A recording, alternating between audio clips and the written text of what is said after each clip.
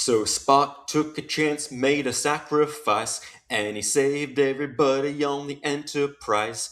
But at what a tragic cost, with Kirk mourning his loss.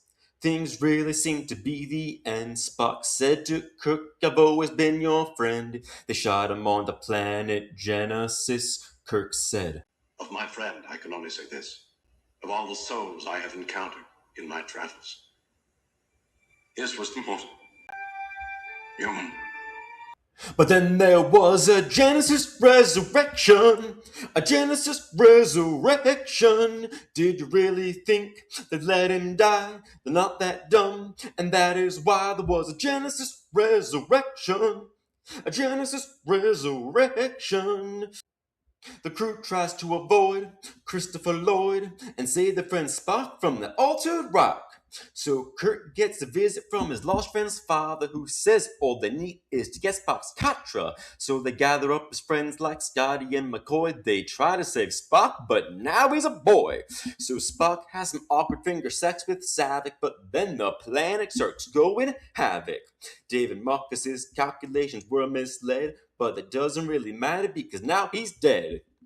But there's still that Genesis resurrection. Genesis resurrection.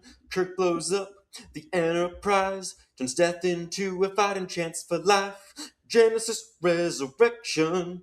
Genesis resurrection. The crew is on the planet now. Is that John Larroquette? Holy cow! So Kirk has one final battle with crew. Again, he says to his foe, I've had enough of you. But they've yet to completely save the day. So they beam up on the Klingon bird of prey. They go to Vulcan, put Spock back together. His crotch was in McCoy, if you remember. But to get Spock's crotch put back into him. And then Spock says to Kirk, your name is Jim. All because of that Genesis resurrection.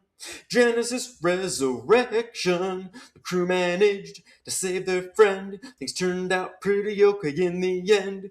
Genesis resurrection. Genesis resurrection. That is the end of our tale. Next time around, we'll save the whales. Genesis resurrection.